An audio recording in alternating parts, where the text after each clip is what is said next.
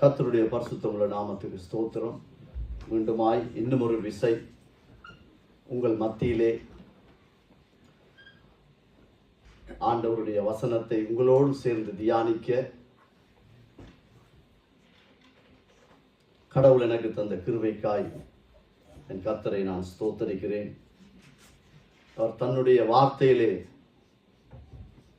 ராஜரீகம் பண்ணக்கூடிய கர்த்தர்.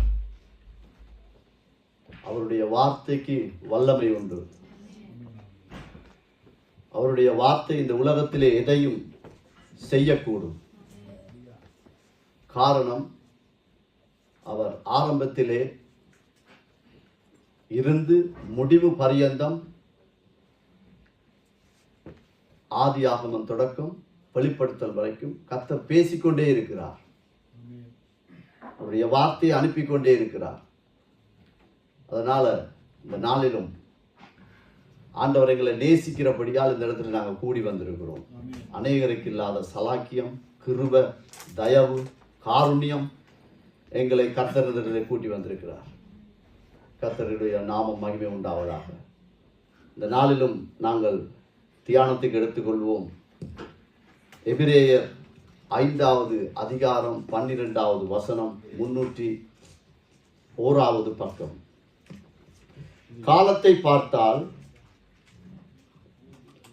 போதகராயிருக்க வேண்டிய உங்களுக்கு தேவனுடைய வாக்கியங்களின் மூல உபதேசங்களை மறுபடியும் உபதேசிக்க வேண்டியதாயிருக்கிறது.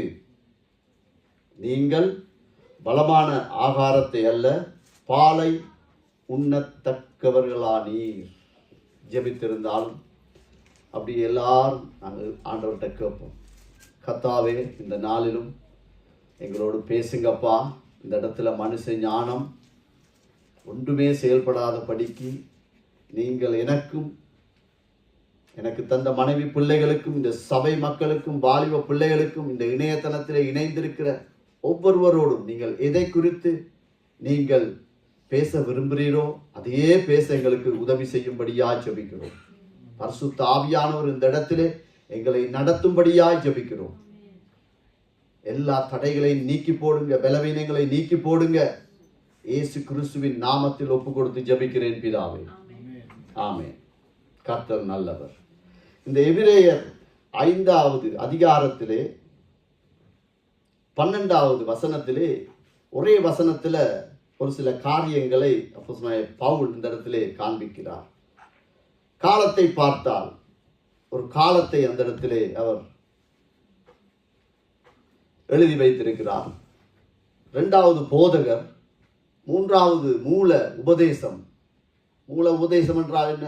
சத்தியத்தை அறிவீர்கள், சத்தியம் உங்களை விடுதலையாக்கும். அதான் மூல உபதேசம்.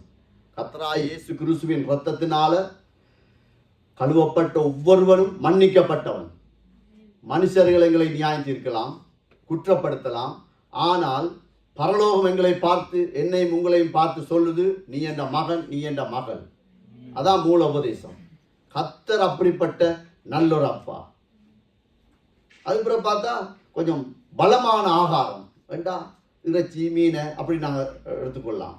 அப்புறம் பார்த்தா பால், அடுத்தது குழந்தைகள். அதாவது இந்த இடத்துல காலத்தை பார்த்தால், எங்களுடைய நாட்களை பார்த்தால், வருஷங்களை பார்த்தால், சபைக்கு அவர் எழுதுகிறார். ஆதியாகமம் தொடக்கம் வெளிப்படுத்தல் வரைக்கும் தேவன் 99% தன்னுடைய ஜனங்களுக்குத்தான் பேசிக்கொண்டே இருக்கிறார்.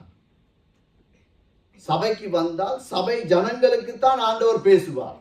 வெளியால் இருக்கிறவங்களுக்கு பேசி எந்த விதமான பிரயோஜனமும் இல்லை. இப்போ நாங்கள் ஆஸ்பத்திரிக்கு போனால் எங்களுக்கு ஒரு வியாதி என்று சொன்னால், நான் போகிறேன், மனைவியும் வாரா, என்னை ஒரு பக்கம் வச்சுட்டு மனைவிக்கு ட்ரீட்மெண்ட்டை கொடுத்தா அப்படி இருக்கும், அது சரி வராது. என்ன, சபைக்குத்தான் ஆண்டவர் பேசுகிறார். பிரத்யேகமாய் அவர் நேசிக்கிற பிள்ளைகளுக்கு அவருடைய சத்தத்தை அனுப்பி கொண்டே இருக்கிறார். அது ஆசீர்வாதமா இருக்கலாம், எச்சரிப்பா இருக்கலாம், சாபமா இருக்கலாம், வேதத்தில் இருக்கு. கிருபையான வார்த்தையா இருக்கலாம். கர்த்தர் பேசிக்கொண்டே இருக்கிறார் எங்களோடு. ஆதியாகமம் தொடக்கம் வெளிப்படுத்தல் வரைக்கும் சபையே சபையே சபையே சபையே என் பிள்ளையே, மகனே, மகளே என்று பேசிக்கொண்டே இருக்கிறார். அதனால இன்றைய செய்திக்கு ஒரு தலைப்பு, எனக்கு என்னை வைத்து இந்த வார்த்தையை நான் தியானித்த போது ஆண்டவர் என்னை பார்த்து என்னுடைய இருதயம் கேட்ட வசனம், வளர்ச்சியிலே நீ முதிர்ச்சி உள்ளவனா என்றதான் இந்த பிரசங்கத்தினுடைய தலையங்கம். வளர்ச்சி இருக்கு, ஆனால் முதிர்ச்சி இருக்கா?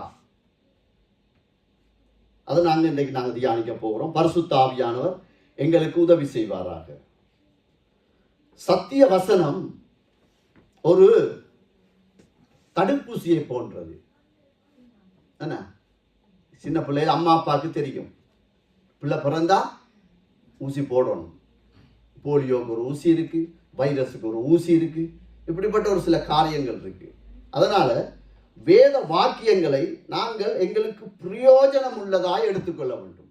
குழந்தைகளுக்கு ஏன் ஊசி போடணும்? அது வளரும் போது எந்த விதமான பக்க விளைவுகளும் இல்லாமல் நல்ல ஒரு ஆரோக்கியமான ஒரு பிள்ளையாய் அந்த பிள்ளை வளரணும் என்பதற்காகத்தான் தடுப்பூசி அங்கே போடப்படுகிறது.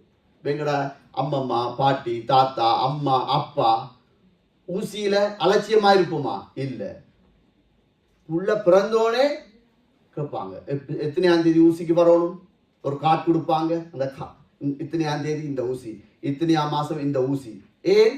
அவங்க அதுல சரியான கவனமா இருப்பாங்க. காரணம், அந்த குழந்தை வளரும் போது அதுக்கு பக்க விளைவுகள் வரக்கூடாது.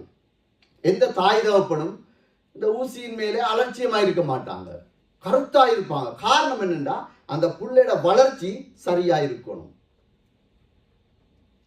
அதே போலதான் கர்த்தர் தன்னுடைய வசனத்தை அனுப்பும் போது அது எங்களை வளர்ச்சி அடைய செய்ய, நாங்கள் ஆரோக்கியமாயிருக்க, எங்களுக்குள்ளே பக்க விளைவுகள் வராதபடிக்கு காத்துக்கொள்ளதான் சத்தியத்தை அறிவீர்கள், சத்தியம் உங்களை விடுதலையாக்கும். இப்ப முதிர்ச்சிக்கான ஒரு உரத்தை பார்ப்போம், ஒரு ஊசியை பார்ப்போம். உபாகமம் 11வது அதிகாரம் 19வது வசனத்தில இருந்து 21வது வசனம் வரைக்கும், பழைய ஏற்பாட்டில் 238வது பக்கம். நீங்கள் என் வார்த்தைகளை உங்கள் இருதயத்திலும் உங்கள் ஆத்துமாவிலும் பதித்து அவைகளை உங்கள் கையின் மேல் அடையாளமாக கட்டி உன் கண்களின் நடுவே ஞாபகக்குறியாக வைத்து. ஆமென். 19வது வசனத்தில் என்ன? அதாவது சத்திய வசனம், இருதயம் ரெண்டும் இணையணும். இருதயம் என்ன செய்யும்? இருதயம் என்ன செய்யும்? எங்களுக்கு தெரியாமலேயே 24 மணித்தியாலும் அது இயங்கிக் கொண்டிருக்கிறது. நாங்கள் நித்திரை கொண்டா என்ன, வேலை செய்தா என்ன, நாங்கள் எப்பயாவது டாக்டர்கிட்ட போனா தான் அவர் சொல்வார், மூச்செடு, அந்த இதை வச்சோன்னு நல்லா மூச்செடுத்து விடுவார். அதை தவிர நித்திரை கொள்ளும் போது, ஐயோ நான் நித்திரை கொண்டுட்டேன், இருதயம் நிற்க போகுது என்று எப்பயாவது எழுப்பி நாங்கள் மூச்செடுத்து விட்டுருக்கோமா? இல்லை. அது இயற்கையாகவே அது இயங்கிக் கொண்டிருக்கிறது. அப்படி நாங்கள் தேவ வசனத்தோடு எங்களுடைய இருதயம் இணைக்கப்பட்ட இருதயமாய் இருக்கணும். இரண்டாவது ஆத்துமா விலையேற பெற்றது. சரீரம் மண்ணுக்குள்ள போகும். அது எந்த பெரிய ராஜாவா இருந்தாலும் சரிதான், அழகு சௌந்தரியம் உள்ளவங்களா இருந்தாலும் சரிதான், ஏழை ஜனங்களா இருந்தாலும் சரிதான், மண்ணுக்கு இரையாக்கப்படும் ஆண்டவருடைய வார்த்தையின்படி. ஆனா ஆத்துமா விலையேற பெற்றது. அது நியாயத்திற்கு போய் நிற்கும். அதனால இந்த ஆத்துமா, அதை நாங்கள் பாதுகாத்துக் கொள்ளணும். அது நியாயத்திற்கு நிற்கிறபடியா அது அசட்டையா நாங்கள் எண்ண முடியாது. சரீரத்துக்கு ஒரு முக்கியத்துவம், ஆத்துமாவுக்கு இன்னொரு முக்கியத்தை நாங்கள் கொடுக்கவே முடியாது. மற்றவர் கையில என்னுடைய திருவசனத்தை அடையாளப்படுத்துறார், கட்டிக்கொண்டு. நாங்க எப்பயும் எங்களுடைய வேலைக்கு எழும்பினா நடந்தா போனா எங்களுடைய கை இயங்கிக் கொண்டே இருக்கிறது. அதனால இந்த இடத்திலும் அவர் சொல்றார், என்னுடைய ஜனங்கள், உன்னுடைய பிள்ளைகளுக்கு இதை கற்றுக்கொடு, எப்போதும் என்னை மறவாதபடி காத்துக்கொள். அது மாத்திரமல்ல, உன் கண்களிலே மையத்திலே ஞாபகக்குறியாவை. இன்றைக்கு நாங்க ரோட்ல போக்குலையோ வார நேரமையோ ஸ்கூட்டர்ல போக்குள்ள ஏதோ ஒரு காரியம், ஒரு கீறல் ஏதோ பட்டா அதை நாங்க தட்டிட்டு விட்ட போயிட்டு அதுக்குரிய இதை நாங்க பார்க்கலாம். ஆனா கண்ணுல ஒரு சின்ன தூசி, மோட்டார் சைக்கிளையோ நடந்து போக்குள்ள ஒரு காத்து வந்து அடிச்சா எங்களால அடுத்த ஸ்டெப் வைக்க இயலாது. ஏன்னா அதை அரிச்சு கொண்டே இருக்கும். அதுக்கு உடனே நாங்க எடுத்து ஊதி ஏதோ ஒன்று செய்து போட்டு தான் அடுத்த கட்டத்துக்கு நாங்க போவோம். அப்படி நாங்கள் கடவுளுடைய வார்த்தையை, கடவுளுடைய வேதத்தை, சத்தியத்தை எங்களுடைய ஞாபக குறியாக கண்களின் மத்தியிலே வைத்து நட என்று ஆண்டவர் அவர்களுக்கு எச்சரிக்கிறார். 20வது வசனத்தை வாசிங்க. அவைகளை உங்கள் பிள்ளைகளுக்கு உபதேசித்து நீங்கள் வீட்டில் உட்கார்ந்திருக்கிற போதும், வழியிலே நடக்கிற போதும், படுத்து கொள்ளுகிற போதும், எழுந்திருக்கிற போதும் அவைகளை குறித்து பேசுவீர்களாக. எந்த சந்தர்ப்பத்திலும் எந்த சூழ்நிலையிலும் நாங்கள் கர்த்தருடைய வசனத்தை மறக்க கூடாது. அவர் செய்த நன்மையை மறக்க கூடாது. எங்கள் பிள்ளைகளுக்கு அது எப்படிப்பட்ட சூழ்நிலையா இருந்தாலும் நாங்கள் எங்களை கர்த்தர் எப்படி மன்னித்தார், தகுதியில்லாத எங்களை ஆண்டவர் தெரிந்து கொண்டு அடிமைத்தனத்தை, ஒவ்வொரு காரியத்தில் ஒவ்வொரு மனுஷன் அடிமையாயிருந்தான். என்னை எடுத்துக்கொண்டா குடியில அடிமை, இச்சையில அடிமை, கோபத்துல அடிமை, பெருமையில அடிமை. அப்படிப்பட்ட காரியத்திலிருந்து ஆண்டவர் மீட்டு கொண்டதை நாங்கள் எங்கள் பிள்ளைகளுக்கு போதிக்க வேண்டும். அது ஆசியாவில் புள்ள பிறந்திருக்கலாம், அமெரிக்கால பிறந்திருக்கலாம், ஐரோப்பால பிறந்திருக்கலாம், அரபு நாட்டில் வாழலாம். எல்லாருக்கும் ஒரே நோதான், ஒரே கட்டளை தான், ஒரே தேவன் தான். தேவன் மாறாதவர். அதனால நீ ஆண்டவர் சொல்றார், நீ இதை போதிச்சு கொண்டே வா. அது ஆசீர்வாதமாய் நீ வாழ்ந்தால் என்ன, இது கர்த்தர் தந்தது உனக்கு. இப்ப அந்த புள்ள நல்லா படிச்ச எக்ஸாம்ல ஃபர்ஸ்ட் மார்க்ஸ் வாங்கிச்சா அந்த பிள்ளைக்கு கொஞ்சம் பெருமை வந்தா கூட தாய் தகப்பனாய நாங்க சொல்லணும், இங்க வாமா, இங்க வாப்பா, இது கர்த்தர் உனக்கு போட்ட கிருபை, கர்த்தருக்கு நன்றி சொல்லு. அப்படி நாங்கள் அவங்களை நடத்தி கொண்டே இருக்கணும். அப்படிப்பட்ட காரியத்தை ஆண்டவர் தன்னுடைய ஜனத்துக்கு காண்பிக்கிறார். இப்ப இந்த முதிர்ச்சியின் கனியை பார்ப்போம். இயேசு கிறிஸ்துவுக்கு பின்னால் யாரை நாங்கள் ஒரு சாயலாய், ஒரு சாட்சியாய், உதாரணமாய் எடுக்கலாம்? ஆதாம் எடுத்துக்கொள்ளலாமா? எனக்கு அதுல உடன்பாடு இல்லை. ஏன்னா ஆதாம் கீழ்ப்படிய இல்லை. நோவா தாத்தாவை எடுத்துக்கொள்ளலாமா? அவர்களையும் எனக்கு கொஞ்சம் உடன்பாடு இல்லை. ஏன்? அவருடைய சந்ததியை சபிக்கத்தக்கதாக அவருடைய தரிசனத்தை இழந்த ஒரு மனுஷன். ஆபிரகாம் எடுத்துக்கொள்வோமா? விசுவாசத்தின் அப்பான்றமே, 25 வருஷம் காத்திருந்தான், உண்மைதான். ஆனா சொந்த மனைவியை ஒரு தேசத்துக்கு முன்னால், ராஜாக்கு முன்னால் சகோதரி என்று பயம். அவரையும் எனக்கு கொஞ்சம் கஷ்டமா இருக்கு. யோவான் எடுத்துக்கொள்வோம். இயேசு கிறிஸ்துவை ஞானஸ்தானம் கொடுத்தவர் தானே.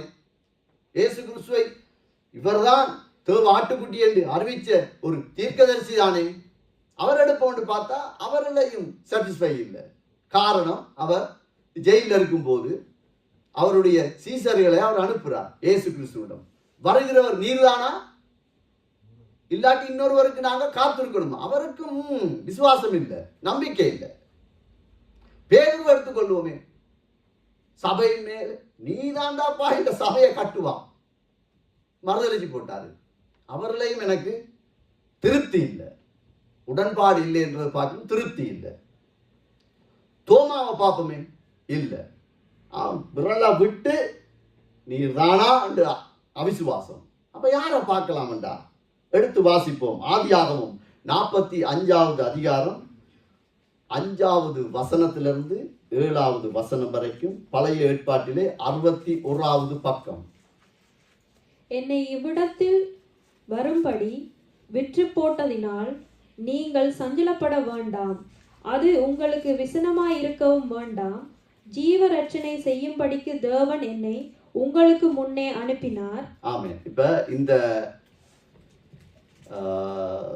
சம்பவம் நாங்க அநேக பிரசங்கத்துல கேட்டிருக்கோம். என்ன, அப்ப அந்த மனுஷன் அவனுடைய அதிகாரம் அவனுடைய கையில் இருக்கு, யோசேப்போட கையில இருக்கு. இப்ப அதிகாரம் இருக்கு, அவனுக்கு கீழே ராஜா மட்டும்தான் இல்லை, மற்ற எல்லாம் அவனுக்கு கீழே இருக்கு.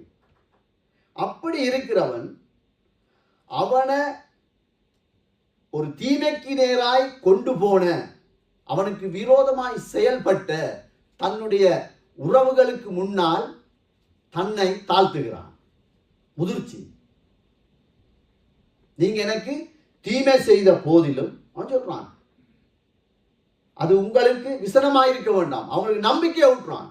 இப்ப நாங்க யாருக்காவது ஒரு கூடாம ஒரு வார்த்தையை சொல்லி இல்லாட்டி ஏதாவது ஒரு ஒரு தேவையில்லாத ஒரு காரியத்தை நாங்கள் செய்தால் அவர்கள் எங்களை பார்க்கும்போது என்ன ஞாபகம் வரும்? இவன் இப்படி பேசினவன், எனக்கு இவன் இப்படி செய்தவன், என்ன அப்படித்தானே இருக்கும்.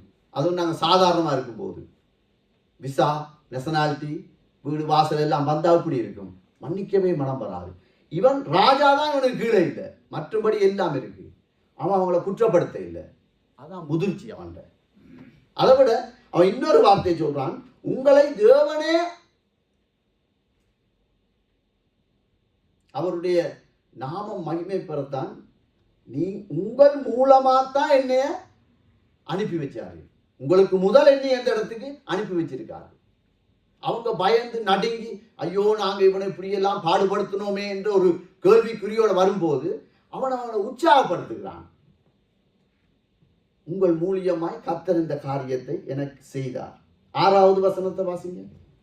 தேசத்தில் இப்பொழுது 2 வருஷமாக பஞ்சம் உண்டாயிருக்கிறது, இன்னும் 5 வருஷம் உழவும் அறுப்பும் இல்லாமல் பஞ்சம் இருக்கும். ஆமென். முதிர்ச்சி உள்ள ஒரு மனுஷன் ஆண்டவருடைய வேதத்திலே சத்தியத்திலே பரிசுத்த ஆவியானவரோடு இணைந்திருந்து வாழக்கூடிய ஒரு முதிர்ச்சி உள்ள மனுஷன்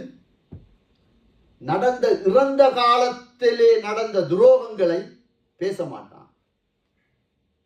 முடிந்ததை திரும்பவும் எடுத்து பார்க்க மாட்டான். அவன் சொல்றான், அவன் எப்படி பேசுறான்? நிகழ்காலத்தை குறித்து எதிர்காலத்தை குறித்து தீர்க்கதரிசி சொல்றான். இது அவன் முதிர்ச்சி. 7வது வசனம். பூமியிலே உங்கள் வம்சம் ஒழியாதிருக்க உங்களை ஆதரிக்கிறதற்காகவும் பெரிய ரட்சிப்பினால் உங்களை உயிரோடே காப்பதற்காகவும் தேவன் என்னை உங்களுக்கு முன்னமே அனுப்பினார். பாத்தீங்களா? நீங்க எல்லாம் அழியாதபடிக்கு, நீங்க மாத்திரமல்ல, எனக்கு நீங்க துரோகம் செய்த ஜனங்கள், நீங்களும் உங்களுடைய சந்ததியும் காக்கப்பட, அவர்கள் போஷிக்கப்பட, மகா ரட்சிப்பை உங்களுக்கு தர கர்த்தரே என்னை அனுப்பினார். அப்ப இதுக்கு என்ன அர்த்தம்? நீங்க எனக்கு துரோகம் செய்யல, அது எனக்கு ஞாபகத்தில் இல்ல. கர்த்தர் தான் இந்த பாதையினூடாய் என்னை நடத்தி இருக்கிறார். அதுவும் தீமை செய்தவனையும் அந்த தேவ சித்தத்துக்குள்ளே அவன் இணைக்கிறான். பாத்தீங்களா? அத்தனை பேரும் அவனுக்கு விரோதமாய் நின்ற ஜனங்கள் அவன் ஒரு ஸ்தானத்திலே நிற்கும் போது, ஆண்டவர் அவனை ஆசீர்வதிக்கும் போது, அந்த தேவ நோக்கத்திலே திட்டத்திலே அந்த ஜனங்களையும் அவர்களையும் தான் இணைத்துக் கொள்ளுகிற ஒரு காட்சி. பார்த்தீங்களா? இது எவ்வளவு பெரிய ஒரு காரியம். இதான் முதிர்ச்சியின் கனி. நான் இயேசுண்ட பிள்ளை, நான் ஆவிக்குரிய ஒரு பிள்ளை என்றால் நாங்க இப்படித்தான் இருக்கணும். இறந்த காலத்தை குறித்து பேசி ஒரு பிரயோசனமும் இல்லை. ஆண்டவரே சொல்லிட்டார், உன் பாவங்களை மன்னித்தே மறந்து ஞாபகத்திலே வச்சிருக்கல அவர். நாங்க எப்படி ஞாபகம் வச்சிருக்கிறது? இதுதான் முதிர்ச்சி உள்ள ஒரு மனுஷனுடைய சுபாவம். இப்ப முதிர்ச்சியை கெடுக்கக்கூடிய காரியம் என்ன? அதுக்கு எப்படிப்பட்ட ஒரு எச்சரிப்பு? இது ஒரு வைரஸ். ஒரு மனுஷனை இல்லாமாக்குறது, கெடுக்கிறது, சபையை உடைக்கிறது. ஆண்டவர் அறிஞ்ச நம்பி இருக்கிற குடும்பத்தை, கணவன் மனைவியை உடைக்கக்கூடிய ஒரு காரியத்தை ஆண்டவர் தெளிவாக எழுதி வச்சிருக்கிறார். யாத்திரையாகமம் 34:12 வாசிங்க. 115வது பக்கம், பழைய ஏற்பாடு. நீ போய் சேருகிற தேசத்தின் குடிகளோடு உடன்படிக்கை பண்ணாதபடிக்கு எச்சரிக்கையாயிரு, பண்ணினால் அது உன் நடுவில் கண்ணியாயிருக்கும். ஆமென். அதாவது விடுவிக்கப்பட்ட தேசம், விடுவிக்கப்பட்ட ஜனம், விடுவிக்கப்பட்ட குடும்பம், சபை கர்த்தரை அறியாத எந்த ஒரு இனத்தோடும் உடன்படிக்கை பண்ணக்கூடாது. இதான் முதலாவது ஸ்டெப். எங்களுடைய முதிர்ச்சியை, எங்களுடைய ரட்சிப்பை, ஆண்டவருடைய அன்பை நாங்கள் காத்துக் கொள்வதற்கு முதலாவது எங்களுக்கு தேவைதான். அது உனக்கு கண்ணியா இருக்கும். நீ அப்படி செய்வாயாகில் அது கண்ணியண்டா என்ன, கிட்டத்தட்ட தூக்கு கயிறு மாதிரி. அது அப்படித்தான் இருக்கும். அப்படி நீ சேராத, எங்களுக்கும் ஆண்டவருக்கும் இருக்கிற அந்த ஐக்கியத்தை உடைக்கிறதுக்கு சத்துரு பயன்படுத்தக்கூடிய காரியம் கர்த்தரை அறியாத ஜனங்களோடு, கர்த்தரை அறியாத இனத்தோடு, தேசத்தோடு, அவருடைய கலாச்சாரத்தோடு எங்களை இணைக்க பார்ப்பான். சேராத, எச்சரிக்கிறார். எச்சரிக்கையாரு, சிகப்பிள்ளை பத்தி கொண்டே இருக்கணும். எல்லாரையும் நேசிக்கலாம், ஆனா உடன்படிக்கை பண்ணக்கூடாது. அப்படி நாங்க பண்ணுவோமா இருந்தால் அது எங்களுக்கே நாங்கள் தூக்கு கயிறை போடும், கண்ணியா இருக்கும். உடும்பு, இங்க பிறந்த பிள்ளைகளுக்கு உடும்பண்டா என்னன்னு தெரியாது. அம்மா அப்பாட்ட கேளுங்க, இல்லாட்டி கூகுள்ல போய் பாருங்க. உடும்பு சொல்லும், பிடிச்சா விடாது. எனக்கு ஒரு 17-18 வயசு இருக்கக்குள்ள உடும்புக்கு ஒருத்தர் என்ன தெரியாண்டா சுருக்கு வச்சார். அது அந்த பாம்பு புத்துக்குள்ளதான் போய் இருக்கும். அப்போ உடும்பு உள்ள போனதை அவர் பார்த்துட்டார். திட்டமான ஒரு வாலிபர் சுருக்கு வச்சு இழுத்துட்டார். சுருக்கு மாட்டிட்டு உடும்பு உள்ளுக்குள்ள போயிட்டு பிடிச்சு இழுக்கிறார். ஒரு மில்லிமீட்டர் கூட அது நகரதில்லை. அதான் உடும்பு பிடி. அவரோடு சேர்ந்து நின்றவன் வந்தவன் நானும் சேர்ந்து இழுத்து பார்க்கவன், நோ, ஒரு மில்லிமீட்டர் கூட அது அசையதில்லை. கைத்தை லூஸ் பண்ணால் உள்ள போகுது, ஆனா பின்னுக்கு அது வர்றதே இல்லை. அப்போ ஒருத்தர் சொன்னாரு, தண்ணி ஊத்துங்க. ஏண்டா பாம்பு புத்து வந்து களிமண்ணால் இருக்கும், தண்ணி ஊத்துனா வழுக்கிற ஹார்மோன் வந்துடும். அது ஊத்தி பார்த்தாங்க, அது கொஞ்சம் அசைது. பிறகு ஒரு ஐடியா வந்தது, சுடுதண்ணியை ஊற்றுவோம்.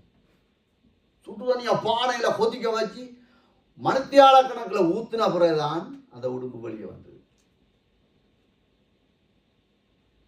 சரிதானே?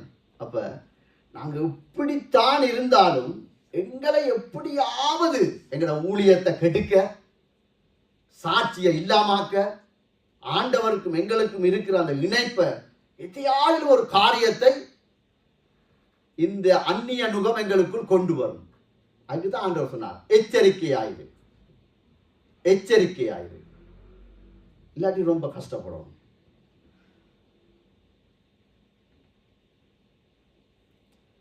கண்களில் அகப்பட்டவனுடைய நிலை என்னண்டா, நியாயபதிகள் எடுத்து வாசிப்போம்.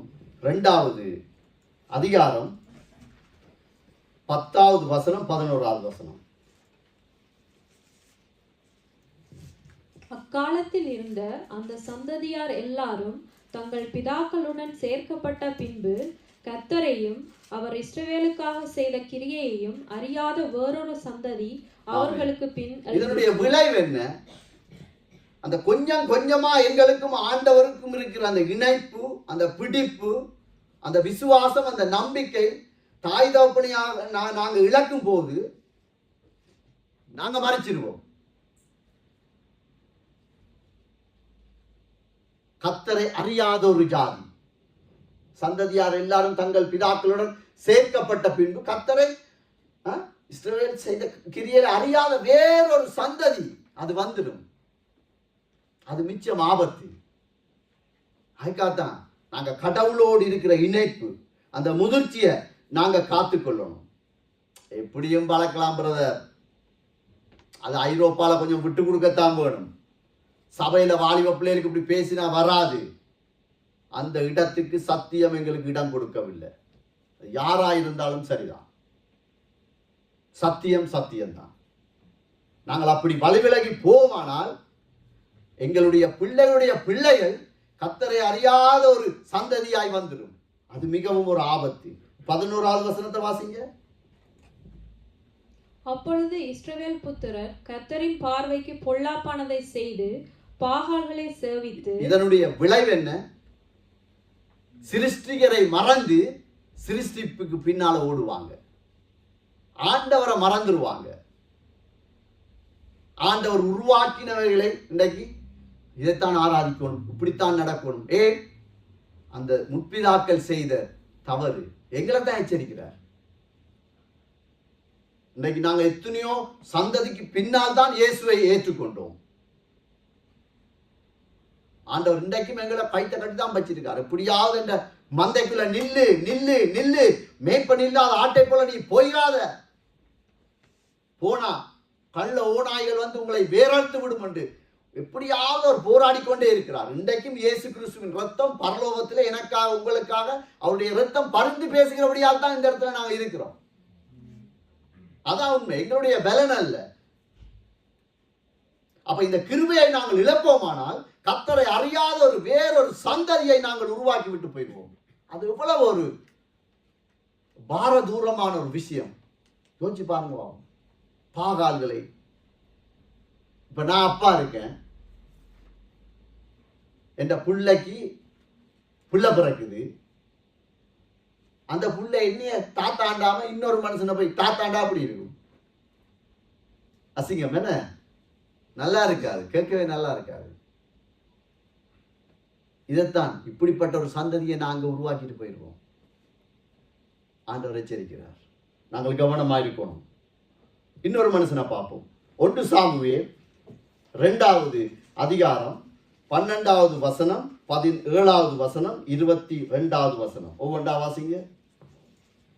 341வது பக்கம். ஏலியின் குமாரர் பேலியாளின் மக்களாய் இருந்தார்கள். ஆமென். இப்ப ஏலி யாரு? ஒரு ஊழியக்காரன், ஒரு ஆசாரியன், தேவ சமூகத்திலே நிற்கக்கூடிய ஒரு மனுஷன். ஆனா அவன் சந்ததி, அவனுடைய பிள்ளைகள் சத்தியத்தை அறியல, அறிய வேண்டிய விதத்துல அறியல. யெகோவா இருக்கிறார், ஓகே, ஆனா அவர் அறிய வேண்டிய விதத்துல அறியல. அதான் இந்த வசனம். 17வது வசனத்தை வாசிங்க. 17 போடுங்கம்மா. அதே அதிகாரம். ஆதலால் அந்த வாலிபரின் பாவம் கர்த்தருடைய சந்நிதியில் மிகவும் பெரியதாய் இருந்தது. மனுஷர் கர்த்தரின் காணிக்கையை வெறுப்பாய் எண்ணினார்கள். ஆமென். அப்ப இந்த ஆண்டவர் அறியாத அந்த சந்ததி பலிபீடத்துக்கு முன்னாலதான் நிக்குது. சினிமா தியேட்டர்ல போய் நிக்கல, வேற எங்கேயும் நிக்கல, அந்த கோயிலை சுத்தி தான் நிக்கிறாங்க. ஆனால் அந்த பாவம், அதான் பாவத்தோடு கூட ஆண்டவரை நேசிக்க இயலாது. ஆண்டவர்கிட்ட காசை கேட்கல, காணிக்கையை கொண்டு வா, கொட்டு கொண்டு தசவாங்குடு, இல்லாட்டி நீ சபிக்கப்படுவா, அப்படியெல்லாம் ஆண்டவர் சொல்லல. உற்சாகமாய் நீ யார் கொடுக்க போறியோ கொடு, அதான் ஆண்டவர் சொல்றார். ஆனா பரிசுத்தத்துல ஜாக்கிரதையா இருக்கிறார். அந்த பக்தி இல்லாத போனபடியால் அவர்கள் மாத்திரமில்ல, மனுஷர் கர்த்தரின் வெறுப்பாண்டினாங்க. இவங்களை பார்த்தா காணிக்க கொடுக்க மாதிரியா இருக்கு, சபை மாதிரியா இருக்கு, ஊழியக்காரட பிள்ளைகள் மாதிரியா இருக்கிறாங்க. ஜனம் மிரளுது, முரட்டாட்டம் பண்ணுது. இது ஆபத்து. 22வது வசனம். ஏலி மிகுந்த கிழவனாயிருந்தான். அவன் தன் குமாரர் இஸ்ரவேலுக்கெல்லாம் செய்கிற எல்லாவற்றையும். இது எல்லாருக்கும் கேள்விப்பட்ட ஒரு காரியம். ஏலி ஒரு ஊழியக்காரன், முதிர்ச்சி இருந்தாலும் தன்னுடைய பிள்ளைகள் என்ன செய்யறாங்கன்னு கேட்கக்கூடாத ஒரு காரியத்தை அவன் காதுகள் கேட்குது. தேவ சமூகத்துக்கு வர பெண்களோடு விபச்சாரம், வேசித்தனம். காரணம் என்ன? காரணம் என்ன? முன்னுக்கு வாசிச்ச வாசகத்துக்கு கீழ்ப்படியல்ல. அதான் உண்மை. கொஞ்சம் கொஞ்சம் கொஞ்சமாய் வேறொரு இனம், வேறொரு ஜாதி, வேறொரு ஆராதனை வழிமுறை இஸ்ரவேல் ஜனங்களுக்குள்ளே வந்தது. கடைசியில அந்த குடும்பமே ஆண்டவருடைய ஊழியத்தை இழந்தார்கள் என்று பார்த்தோம். அவருடைய மரணம் மிகவும் சஞ்சலத்துக்குரிய ஒரு மரணமாயிருந்தது. ஆண்டவர் எச்சரிக்கிறார். இப்ப நீங்க கேட்கலாம், பழைய ஏற்பாட்டில் எல்லாம் எடுத்து நீ பேசுறார் தம்பி, இதெல்லாம் எங்களுக்கு ஏன் சொல்றா? ஒரு கூற்று வரலாம். 1 கொரிந்தியர் 10வது அதிகாரம் 11வது வசனம் 236வது பக்கம். 1 கொரிந்தியர் 10வது அதிகாரம்.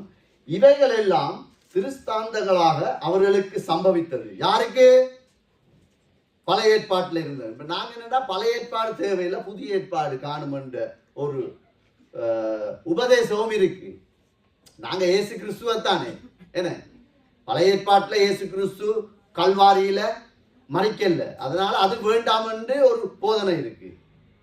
ஆனா வேதம் சொல்லுது, சத்திய ஆவியானவர் எழுதி வச்சிருக்கார், இவைகள் எல்லாம் அவர்களுக்கு சம்பவித்தது உலகத்தின் முடிவு காலத்தில் உள்ள நமக்கு எச்சரிப்புண்டாகும் படிக்கு எழுதப்பட்டிருக்கு. பழைய ஏற்பாடு புதிய ஏற்பாடு, ரெண்டு உதடுகள் சேர்ந்து வர்ற வார்த்தை, உள்ளுக்குள்ள பரிசுத்த ஆவியானுடைய நாவு சேர்ந்து அனுப்புகிற வார்த்தை பியூரா இருக்கும், பரிசுத்தமா இருக்கும், மற்றவனை ஆசீர்வதிக்கும், பலப்படுத்தும், சோர்ந்து போறவனை திடப்படுத்தும். அதனால ஒரு உதட்டை முடிச்சுட்டு அண்ணா ஆட்டை கூப்பிடுற மாதிரி இருக்கும். அம்மா ரெண்டுமே எங்களுக்கு தேவை. அதான் ஆண்டவர் பவுல் இவைகளை எங்களுக்கு எச்சரிப்பா எழுதி இருக்கு. நாங்க இதெல்லாம் அசட்டையா எடுக்கக்கூடாது. ஆசீர்வாதத்தை மட்டும் எடுத்துட்டு வலப்புறம் இடப்புறம் சாயாமல் நீ அப்படியே செழிப்பாய் ஆசீர்வாதமாய், அது மட்டும் இல்லை, எச்சரிப்பு உண்டாகும்படி கர்த்தர் இந்த காரியங்களை எழுதி வச்சிருக்கிறார். 1 கொரிந்தியர் 14:20வது வசனத்தை வாசிப்போம். சகோதரரே, நீங்கள் புத்தியிலே குழந்தைகளாயிராதேயுங்கள், துர்க்குணத்திலே குழந்தைகளாயும் புத்தியிலோ தேறினவர்களாயும் இருங்கள். ஆமென். இதுல ஒரு நபருக்குள்ள 2 ஆள் தத்துவத்தை எழுதி இருக்கிறார். சகோதரரை, நீங்கள் புத்தியிலே குழந்தைகளாயிராதேயுங்கள், துர்க்குணத்திலே குழந்தைகளாயும் புத்தியிலே தேறினவர்களாயும் இருங்கள். ஒருவருக்குள்ள 2 ஆள் தத்துவத்தை அவர் இன்றைக்கு உதாரணம் காட்டுறார். துர்க்குணத்திலே குழந்தையாயிருங்கள் என்ன? முதலாவது, அதாவது குழந்தையினுடைய சுபாவம் என்ன? முதலாவது, பொய் சொல்லாது. பொய் சொன்னாலும் கண்டுபிடிக்கலாம். சின்ன பிள்ளை பொய் சொல்லும் ஒரு சில நேரம். ஏன்? அடிச்சு போடுவாங்க, பேசி போடுவாங்க, பயத்துல எதுவும் போத்துல உடைச்சா ஏதோ ஒரு. ஆனா அந்த பிள்ளை பொய் சொல்லுதா இல்லையான்னு கண்டுபிடிக்கலாம் அம்மா அப்பா. ஏன்? அதனுடைய பேச்சு தொனி மாறும், அதனுடைய முக சுபாவம் மாறும். அதை வச்சே பிடிச்சிருவாங்க, இந்த பிள்ளை பொய் தான் சொல்லுது, இல்ல நீ பொய் சொல்றா, உண்மையை சொல்லட்டா ஓ நான் உடைச்சேன்ட்டு அப்படியே நிற்கும். இதுதான் குழந்தையினுடைய சுபாவம். பொய் சொன்னாலும் அதை ஏற்றுக்கொள்ளும். சரிதானே? ஓ நான் விட்டுட்டேன், பிள்ளை நான் தான் செய்தேன். தாய் தகப்பனுக்கு கீழ்ப்படியும், முரண்படும், ஆனா கீழ்ப்படியும். இது வேணுமென்று நிற்கும். பிறகு தாயோ தகப்பனோ ஆதரிச்சு இல்லை, இப்படி இல்லை, இன்றைக்கு இல்லை, அப்பாட்டு இன்றைக்கு இல்லை, காசு இல்லை, அது இல்லை, இது இல்லைன்னு ஏதோ ஒன்றை சொன்னா அது கீழ்ப்படிஞ்சிடும். அது குழந்தை. இச்சிக்க தெரியாது, நயவஞ்சகமா அது பேசாது, தகப்பனை விட்டு கொடுக்காது. யாராவது ஒரு நல்ல ஒரு 6 வயசு 7 வயசு பிள்ளைய கூப்பிட்டு சொல்லுங்க, உங்களோட அப்பா அசிங்கம்னு சொல்லி பாருங்க, அது கோபம் வரும். அதை விட்டு கொடுக்காது, கடைசி வரையும் விட்டு கொடுக்காது. அதான் குழந்தை. ஆதலால் கர்த்தரை நாங்கள் மறுதலிப்பதில் குழந்தைகளாயிருங்க என்று அவர் சொல்றார். சரிதானே? ஆண்டவரை விட்டு ஆண்டவருக்கு விரோதமா நாங்க பேசுற காரியம், சிந்திக்கிற காரியம், செயல்படுகிற காரியம், திட்டங்கள் எல்லாம் பார்ப்போமല്ലോ, அதுல நாங்களும் நீங்களும் குழந்தைகளாயிருங்க என்று அவர் எழுதி வச்சிருக்கார். குழந்தைகளா இருக்கணும். 2வது புத்தியிலே தேறினவர்களாயிருங்கள். புத்தியிலே தேவனை குறித்த அறிவு, பயபக்தி, அவரிடத்தில் பெற்ற நன்மைகள். எவ்வளவு நன்மையை பெற்றிருக்கிறோம் யோசிச்சு பாருங்க. ஆகும் வியாதியிலிருந்து சுகம் உண்மைதான், கேன்சர் சுகம் உண்மைதான், தரத்திரத்திலிருந்தும் விடுதலை உண்மைதான், வியாதியிலிருந்தும் விடுதலை உண்மைதான், மன அழுத்தத்திலிருந்தும் உண்மைதான் விடுதலை. குடிக்காட்டி நித்திர வராது, எனக்கு விடுதலை, உண்மைதான். இது எல்லாவற்றிலும் நாங்கள் தேறினவர்களாக இருக்கணும். இந்த நாங்கள் ஆண்டவருடைய நன்மையை, அவர் செய்த சகலமும் தேவனே எங்களுக்கு செய்தார், இவர்களை சிறு பிள்ளைகளை போல மறவாத, மறுதளிக்காத ஒரு இருதயம் இருக்கணும் ஒரு மனுஷனுக்கு. அதான் தேறினவன், முதிர்ச்சி உள்ளவன். எங்களை குறித்து ஏதாவது பேசினா, இல்ல ஆண்டவர் என்னை இவ்வளவு தூரம் கூட்டிக் கொண்டுறார், அவருக்கு மகிமை உண்டாகட்டும். எங்களுக்கு விரோதம் யாரும் பேசினா கர்த்தர் பார்த்துக் கொள்வார். நான் அப்பாவை நம்புறேன், நான் அப்பாவை நம்புறேன். இப்ப ஒரு 5 வயசு 3 வயசு பிள்ளைக்கு யாரும் அடிச்சா அது என்ன செய்யும்? இப்போ எதிர்த்து நிற்குமா? இல்ல, உடனே அப்பாட்டே அம்மாட்டே வந்து நிற்கும். என்ன இங்க சொல்லாட்டியும் வீட்டை போய் சொல்லும், அந்த மாமா அப்படி பேசினாரு, முறைச்சாரு. ஏன் சொல்லுது? அதுக்கு அப்பா ஆதரவா இருக்கு, அம்மா ஆதரவா இருக்கு. எங்களுக்கு வரக்கூடிய சூழ்நிலையில நாங்கள் தேறினவர்கள் என்று எப்படி தெரியும்? எனக்கு அப்பா இருக்கு, நான் மேற்பணி இல்லாத ஆடு இல்லை, வேலி அடைக்கப்பட்ட நான், எனக்காக அவர் இருக்கிறார். அந்த உணர்வு இருந்தா நான் அவரோட சமூகத்தில் வச்சுட்டு போய்கொண்டே இருப்பேன். இன்னைக்கு நான் அதை எடுத்து அதுக்கு ஒரு ரூபத்தை கொடுத்து அவன் ஒன்றுதான் சொல்லியிருப்பான். வந்து சொல்றவன் நாளை கூட்டி சொல்லுவான், நாங்கள் எழுதக்குள்ள இன்னும் கூட்டி சொல்லுவோம். இல்லை, எங்களுக்கு அப்பா இருக்கு, அனாதைகள் அல்ல நாங்கள். அதனால நாங்க இந்த காரியத்திலே தேறின பிள்ளைகளாக இருக்கணும் என்று பவுல் எழுதுகிறார். இந்த சத்தியங்களை வெளிப்படுத்தினவரை ஒருக்கா நாங்க தியானிப்போம் சீக்கிரமா. யாத்திரையாகமும் 34:7 எடுத்து வாசிங்க. பழைய ஏற்பாட்டுல 115வது பக்கம். 1000 தலைமுறைகளுக்கு இரக்கத்தை காக்கிறவர், அக்கிரமத்தையும் மீறுதலையும் பாவத்தையும் மன்னிக்கிறவர், குற்றவாளியை குற்றமற்றவனாக விடாமல் பிதாக்கள் செய்த அக்கிரமத்தை பிள்ளைகளிடத்திலும் பிள்ளைகளுடைய பிள்ளைகளிடத்திலும் 3ஆம் 4ஆம் தலைமுறை மட்டும் விசாரிக்கிறவர் என்று கூறி ஒரு ஸ்டேட்மெண்ட் கொடுக்கிறார் ஆண்டவர். அவர் யார்? எப்படிப்பட்டவர்? ஆண்டவர் இரக்கமுள்ளவர். 1000 தலைமுறை வரைக்கும் தன்னுடைய இரக்கத்தை காண்பிக்க அவர் தயாராயிருக்கிறார். அதே சமயம் அக்கிரமத்தையும் பாவத்தையும் மீறுதலையும் மன்னிக்கிறவர், குற்றவாளியை குற்றமற்றவராய் விடாமல். ஏன்? நன்மையை பெற்றவங்களுக்கு இது இஸ்ரவேல் ஜனங்களுக்கு, வெளியால இருக்கிறவங்களுக்கு இல்லை, எகிப்தியருக்கு இல்லை. இது தன்னுடைய மகிமையை, கிருபையை, நன்மையை கண்ட ஜனங்களுக்கு எழுதுறார். செய்த அக்கிரமத்தை பிள்ளைகளிடத்திலே நான் விசாரிப்பேன். அது ஒரு பிள்ளை அல்ல, 3ஆம் 4ஆம் தலைமுறை வரைக்கும். இது மிச்சம் பயங்கரமா இருக்கும். இன்றைக்கு ஆசியா தேசங்கள்ல, இந்தியாவில், பம்பையில ஒரு வருஷத்துக்கு 10,000 குழந்தைகளை கடத்துகிறார்கள். ஒரு வருஷத்துக்கு 10,000 குழந்தைகளை அந்த ஒரு ஸ்டேட்ல மட்டும். காரணம் என்ன? பிச்சை எடுக்க, விபச்சாரத்துக்கு. நல்ல பிள்ளைகளை அப்படியே கடத்தி கண்ணுக்குள்ள மருந்தை விட்டு குருடாக்கி, கையை உடைச்சி, காலை உடைச்சி பிச்சை எடுக்க வைக்கிறாங்க. நடக்குது. இப்ப ஆண்டவர் இல்லையோ தேசத்திலே? ஆண்டவர் இல்லையோ? கிருபை இல்லையோ? காரணம் என்ன? யாரோ ஒரு முற்பிதா செய்த பாவம் இங்கே கிரிகை செய்து விளையாட இயலாது. சும்மா வசனத்தை வசனமா வாச்சிட்டு போக கூடாது. இது அரைக்கணும் எங்கட வாயில போட்டு.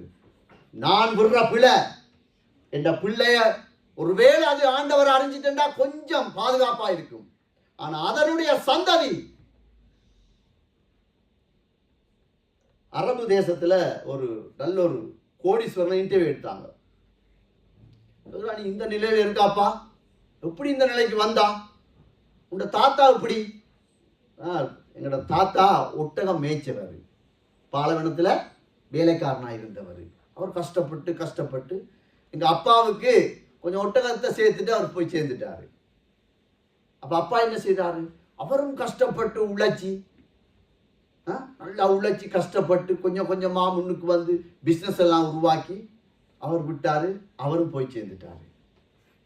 அதை வச்சு நான் முன்னுக்கு இன்றைக்கு நல்ல வசதியா இருக்கிறேன், எல்லாம் பெர்ஃபெக்டா இருக்கு. நல்ல மாளிகை, நல்ல வாகனங்கள் எல்லாம் இருக்கு, ஓகே, நிலம் இருக்கு, ஒட்டகங்கள் இருக்கு, ஒரு பஞ்சமும் இல்லை. இப்ப உங்களோட பிள்ளைகளுடைய நிலை என்ன?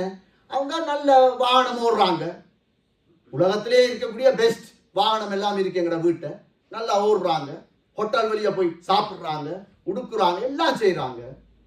அப்ப கூட பேர குழந்தைகள் எப்படி இருக்கும் கேட்கல. அவன் சொல்றான் அது பிச்சை எடுக்கும். கூகுள்ல இருக்கு போய் பாரு. அவன் சொல்றான் இந்த பிள்ளைகளுக்கு ஆசீர்வாதத்தை கண்ட பிறகு அதிலேதான் நிக்குது. தாங்களா நினைச்சு படிச்சு முன்னுக்கு வர்றதுக்கு விருப்பம் இல்லை, உழைக்க விருப்பம் இல்லை, அப்பா ஸ்தாபித்த ஒரு காரியத்தை இன்னும் கொஞ்சம் மேல கொண்டு போக விருப்பம் இல்லை. அதுல பிள்ளைகள டீல தான் இது. ஆண்டவர்களை பாதுகாத்திருக்கிறார், அவர் கிருபையா இருந்திருக்கிறார். இல்லாட்டி இந்த லிஸ்ட்ல நானும் நீங்களும் வாரத்துக்கு, ஒருவேளை நீங்க வராம இருந்திருக்கா, நான் வாரத்துக்கு அவ்வளவு கஷ்டமா இருந்திருக்காது. நான் வாரத்துக்கு எல்லாம் கஷ்டமா இருந்திருக்காது. நான் 4-5 வயசுல அநாத இல்லத்துல இருந்தவன். 6 வயசுல 4 மணிக்கு எழும்பி நானே பல்லு திட்டி முகம் கழுவி எல்லாம் செஞ்சு கோயிலில் போய் 5 மணிக்கு நிற்கணும். 6 வயசுக்குள்ள நிற்குமா? அம்மா அப்பா இல்லை, அடி உத எல்லாம் ஸ்ட்ரிக்டா இருக்கும். ஏதோ தட்டு தடுமாறி கொண்டு வச்சுட்டார். இந்த நிலைக்கு வரக்கூடாது. ஆண்டவர் அறியாத ஒரு மனுஷன் சொல்றான், என் பேர பிள்ளை ஒருவேளை பிச்சை எடுக்கலாம். காரணம் என்னண்டா? அறிவில்லை, கர்த்தருக்கு அறிவில்லை. இதுல நாங்க கவனமா இருக்கணும். நாங்க இயேசு நல்லவர், கிருபையா இருக்கிறார், 1000 தலைமுறைக்கு இறங்குவார், உண்மைதான். அறிஞ்ச நானும் நீங்களும் கர்த்தரை விட்டு வழி விலகி போவோமானால் 3ஆம் 4ஆம் தலைமுறை மட்டும் விசாரிக்கிறவர். இது அவரே சொல்றார். நாங்க அசட்டையா இருக்கலாது, ஆலயத்துல குடும்பத்தில் அசட்டையா இருக்கலாது, வேலைத்தளத்தில் அசட்டையா இருக்கலாது, பள்ளிக்கூடத்தில் அசட்டையா இருக்கலாது. காரணம் இதை நினைச்சுக்கொள். எனக்கு ஆண்டவர் காண்பிச்சதை நான் சொல்றேன். பேரப்புள்ள பிறக்க முதலே பேரப்புள்ளைக்காக நீ ஜெபம் பண்றியே, நீ முதிர்ச்சி உள்ளவனா? ஆண்டவர் கேட்டாரு. நீ முதிர்ச்சியா நடக்கிறியா? இந்த வார்த்தைக்கு நீ உண்மையா இருக்கிறியா? எனக்கு காண்பித்ததை நான் உங்களோடு தியானிக்கிறேன், அவ்வளவுதான். நான் பெரிய ஒரு பிரசங்கி இல்லை, ஊழியக்காரனும் இல்லை. இந்த சபையில் இருக்கிற எல்லா ஊழியர்களும் முதிர்ச்சி அடைஞ்சவர். நான் ஒருவன் தான் கீழே இருக்கிறேன். அதனால நான் ஏதோ பெரிய இதா வந்து பேசுறேன் நினைக்கிறேன். நான் எனக்கு ஆண்டவர் தியானிக்க தந்த பகுதியை உங்களோடு நான் தியானிக்கிறேன், அவ்வளவுதான். இந்த நிலைக்கு நானும் நீங்களும் தள்ளப்படக்கூடாது, தள்ளப்பட முடியாது. இது மிகவும் மிச்சம் ரொம்ப கஷ்டமா இருக்கும். எபிரேயர் 9:27 வாசிங்க. யார் சொல்றேன்னு பார்ப்போம்.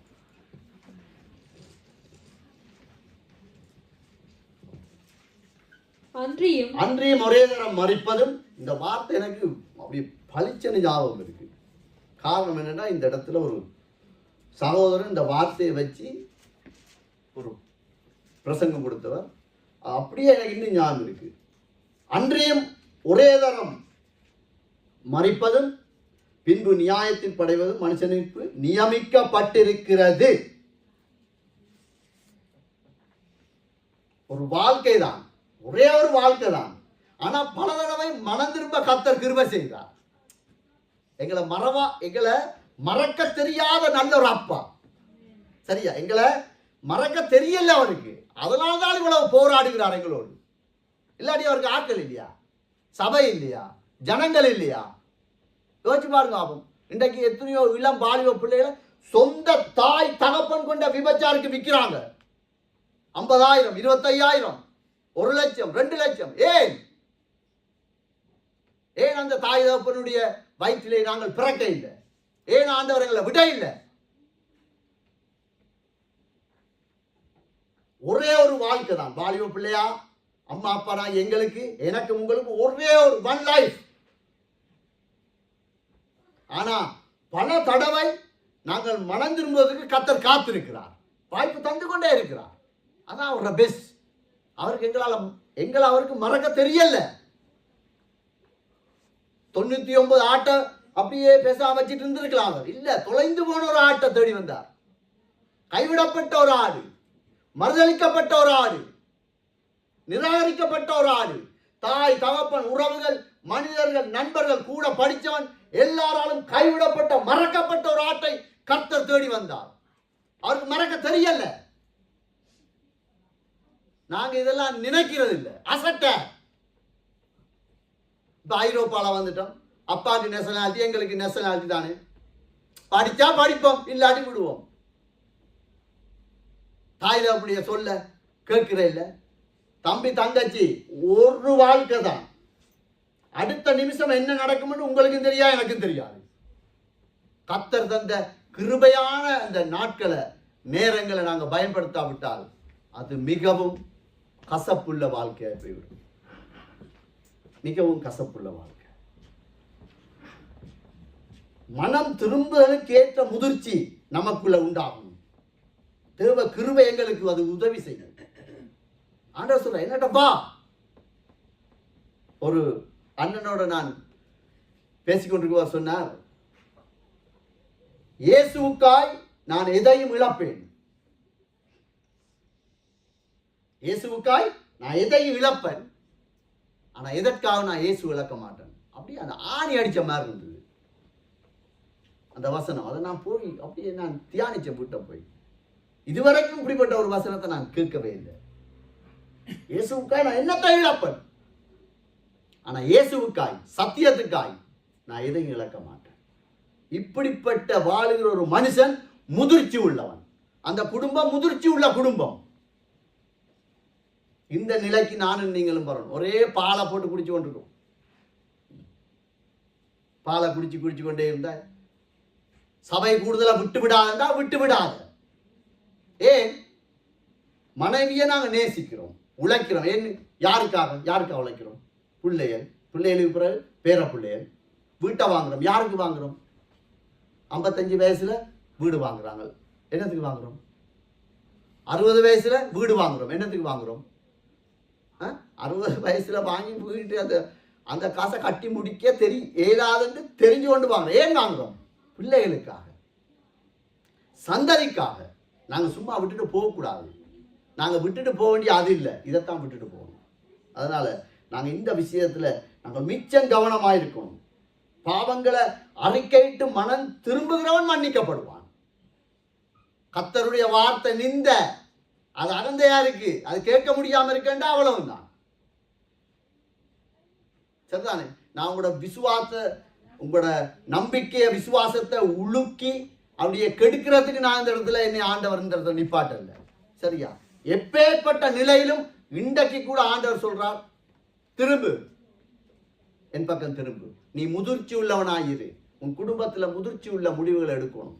யாருக்காக நாங்கள் புறம் பேசக்கூடாது. யாரை நாங்கள் குற்றப்படுத்தி ஒரே ஒரு நியாயம் தீர்க்கிற ஒரே ஒருவர் தான், ராஜாதி ராஜா, கர்த்தாதி கர்த்தர். அவரை அல்லாமல் வேறு யாராலும் முடியாது.